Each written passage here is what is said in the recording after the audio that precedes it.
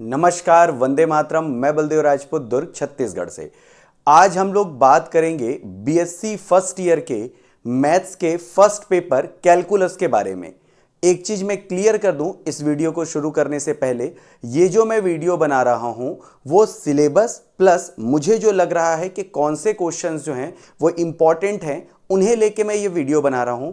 कई बच्चों का कंप्लेन था कि सर आप पूरा सिलेबस एक्सप्लेन करते हैं, तो एक चीज याद रखिएगा, अगर आपको सिलेबस पता होगा तो उस कंडीशन पे आप इंपॉर्टेंट टॉपिक्स को पिक कर पाएंगे। और अगर आपके पास सिलेबस ही नहीं है सही तरीके से तो इंपॉर्टेंट क्वेश्चन तो दूर की बात है, आप नॉर्मल क्वेश्चंस को भी नहीं बना पाएंगे। इसीलिए मैं सिलेबस के साथ आप वीडियो को पूरा देखा कीजिए। उसमें मैंने क्लियर करता हूं कि भाई पहले मैं पूरी वीडियो बनाता हूं, पूरा सिलेबस बताऊंगा आपको, उसके बाद मैं आपको जो क्वेश्चंस मैं पढ़ने के लायक जो रहता है या जिनके आने की पॉसिबिलिटी रहती है उसको मैं लास्ट में बताता हूं। तो आप पहले पूरा पेशेंस के साथ वीडियो देखें ताकि आपको इस वीडियो का ज़्यादा लाभ मिल सके। तो चलिए शुरू करते हैं। देखते हैं दुर्ग यूनिवर्सिटी के अंतर्गत बीएससी फर्स्ट ईयर मैथ्स का जो फर्स्ट पेपर है 2023-24 के लिए, वो न्यू एजुकेशन पॉलिसी आने के बाद पेपर का नाम कैलकुलस मतलब कलन रखा गया है। और यह जो है 23-24 सेशन के लिए दुर्ग यूनिवर्सिटी का सिलेबस है। तो जो फर्स्ट पेपर है मैथ्स का कैलकुलस फर्स्ट ईयर का, उसमें यूनिट नंबर 1 में क्या क्या है। सबसे पहला चैप्टर है अनुक्रमों का अभिसरण, कन्वर्जेंस ऑफ सीक्वेंस। इसमें डाइवर्जेंट किसे बोलते हैं, कन्वर्जेंट किसे बोलते हैं, मतलब अभिसारी क्या होता है, अपसारी क्या होता है, उनके बारे में पढ़ते हैं। वहीं कॉची का प्रथम मध्यमान प्रमेय, कॉची का प्रथम प्रमेय और कॉची का द्वितीय प्रमेय, कॉचीज फर्स्ट थ्योरम और कॉचीज सेकंड थ्योरम, ये दोनों प्योर थ्योरी है और इससे रिलेटेड भी थ्योरीज दी गई हैं। अगर आप हो सके तो इन दोनों में से कोई एक पढ़ सकते हैं, या अगर इन दोनों में से किसी एक के आने की पॉसिबिलिटी होती है। इसके बाद आते हैं वास्तविक संख्याओं की श्रेणी का अभिसरण, ये दूसरा चैप्टर रखा गया है। इसका जो नाम है वो है इंग्लिश में convergence of series of real number. इसमें पूरी तरह से कन्वर्जेंट और डाइवर्जेंट से रिलेटेड जितने भी टेस्ट होते हैं उनको बताया गया है, जैसे कि तुलना परीक्षण कंपैरिजन टेस्ट, कॉची समाकलन परीक्षण कॉची इंटीग्रल टेस्ट, तीसरा आपका रखा गया है डी अलम्बर्ट परीक्षण डी अलम्बर्ट टेस्ट, चौथा रखा गया है रॉबी परीक्षण रॉबी टेस्ट, और पांचवा रखा गया है डी मार्गन एंड बटार्ड परीक्षण मतलब डी मार्गन एंड बटार्ड टेस्ट।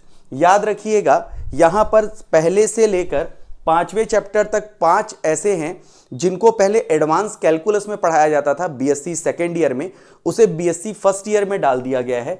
और इन 5 में से किसी एक टेस्ट के आने की पॉसिबिलिटी है। इसमें आपको एक क्वेश्चन देगा जिसमें आपको डाइवर्जेंस या कन्वर्जेंट आपको बताना होता है। अगर आपको ये जो टॉपिक्स हैं वो अभी तक टफ लग रहे हैं तो इधर के टॉपिक्स को ध्यान से देखिएगा, क्योंकि सबसे ज्यादा क्वेश्चन इसके बाद ही आते हैं। इसी चैप्टर में जो सबसे इंपॉर्टेंट टॉपिक है वो है एप्सिलॉन डेल्टा मेथड। इसका एक क्वेश्चन जरूर आएगा। सीमा एवं सातत्यता लिमिट एंड कंटिन्यूटी अगला चैप्टर है। तो लिमिट और कंटिन्यूटी मुझे जहां तक की पता है आपने 12th में भी पढ़ा होगा, तो लिमिट कंटिन्यूटी ये दोनों आप 12th की बुक से कर लें तो ज्यादा अच्छा है। उसके बाद आते हैं अवकलनीयता डिफरेंशिएबिलिटी। इसमें भी आप एक चीज याद रखिएगा, लिमिट कंटिन्यूटी और डिफरेंशिएबिलिटी मतलब सीमा सातत्यता और अवकलनीयता, इसमें से एक क्वेश्चन के आने की पॉसिबिलिटी ज्यादा होती है। वहीं एप्सिलॉन डेल्टा मेथड का एक अलग से ही क्वेश्चन आता है। इसके बाद जो अगला जो चैप्टर है उसमें उसका नाम रखा गया है रोले का प्रमेय। तो इसमें रोले के प्रमेय प्लस उसके एग्जाम्पल, लंगराज का प्रमेय लंगराज थ्योरम और उसके एग्जाम्पल, कॉची का प्रथम मध्यमान प्रमेय कॉची फर्स्ट इंटीग्रल थ्योरम और कॉची सेकंड इंटीग्रल थ्योरम, इससे रिलेटेड क्वेश्चन और इसका जितना भी आपका थ्योरम है वो पहले ही मैं अपने चैनल पे डाल चुका हूं।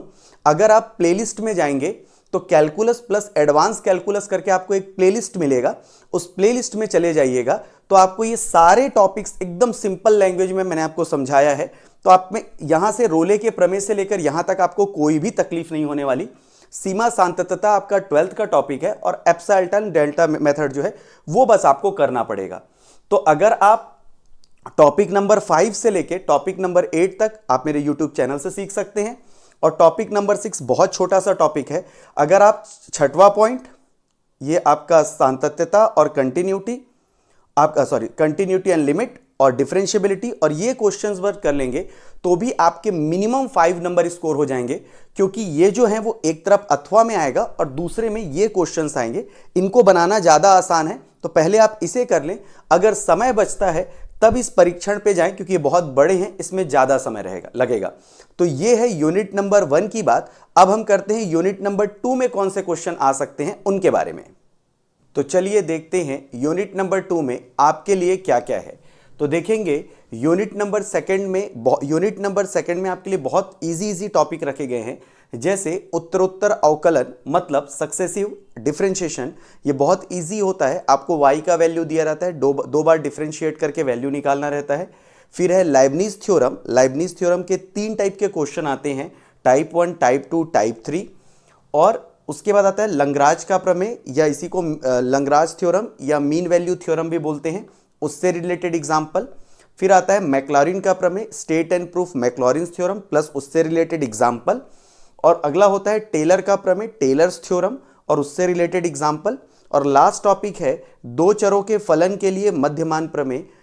2 वेरिएबल्स हैं जो आपके 2 वेरिएबल्स के लिए आपके मीन वैल्यू थ्योरम। याद रखिएगा लेबनीज थ्योरम, मैक्लॉरिन टेलर और टेलर थ्योरम, ये जो तीनों के स्टेट एंड प्रूफ और इससे रिलेटेड जो एग्जाम्पल है वो सबसे ज़्यादा पूछे जाते हैं। तो सबसे पहले आप लेबनीज प्रमेय कर लें, फिर मैक्लॉरिन प्रमेय, फिर टेलर प्रमेय और उसके बाद लंगराज का प्रमेय और 2 चरों के लिए। अगर मैं आपको बताऊं तो आपको इस चैनल पे जो कैलकुलस प्लस एडवांस कैलकुलस वाला प्लेलिस्ट है उसमें लेबनीज प्रमेय से रिलेटेड क्वेश्चंस मिलेंगे, लंगराज प्रमेय से रिलेटेड क्वेश्चंस मिलेंगे, मैक्लॉरिन प्रमेय से रिलेटेड क्वेश्चन मिलेंगे और टेलर प्रमेय से रिलेटेड क्वेश्चन मिलेंगे। तो पहले आप वहां से अच्छे से समझ लेंगे तो आपको ईजी पड़ेगा। अगर आप ये गिनती के 6 टॉपिक अगर आप अच्छे से कर लेते हैं और इनसे रिलेटेड अगर आप एग्जाम्पल करें तो आपका यूनिट नंबर 2 कंप्लीट हो जाएगा। इसके बाद मैं यूनिट नंबर 3 और 4 का वीडियो अलग बनाऊंगा। जो सबसे छोटा यूनिट जो दूसरा वाला है वो है यूनिट नंबर 5। यूनिट नंबर 5 में भी आपको सेलेक्टेड चीजें ही पढ़ना है, जैसे डबल और ट्रिपल इंटीग्रेशन मतलब द्विक और त्रिक समाकलन। इसमें 2 टाइप के क्वेश्चन आएंगे, इनके एग्जाम्पल और इसमें एरिया मतलब क्षेत्रफल कैसे निकालते हैं उसके बारे में।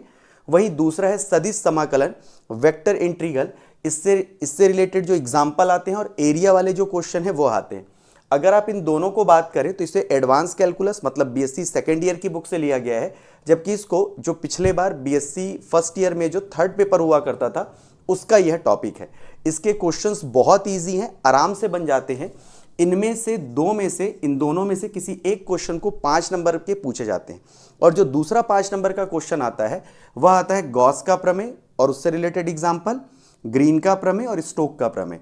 मतलब गॉस, ग्रीन और स्टोक थ्योरम को आप स्टेट एंड प्रूफ कर लीजिए प्लस उससे रिलेटेड एग्जाम्पल देख लेंगे। तो अगर आपको इस पेपर को आपको बहुत अच्छे से बनाना है तो सबसे पहले यूनिट नंबर 1 पढ़ें, देन यूनिट नंबर 2 पढ़ें, देन यूनिट नंबर 5 पढ़ें। इसके बाद वाले वीडियो में मैं यूनिट नंबर 3rd और 4th में कौन कौन से क्वेश्चंस इंपॉर्टेंट हैं आपके लिए उसके बारे में हम लोग बात करेंगे। मैं उम्मीद करता हूं कि आज का यह वीडियो आपको इन्फॉर्मेटिव लगा होगा। इसी तरह की वीडियोस को देखने के लिए आप मेरे चैनल को सब्सक्राइब कर सकते हैं। तो मिलते हैं अगले वीडियो में, तब तक के लिए जय हिंद, वंदे मातरम।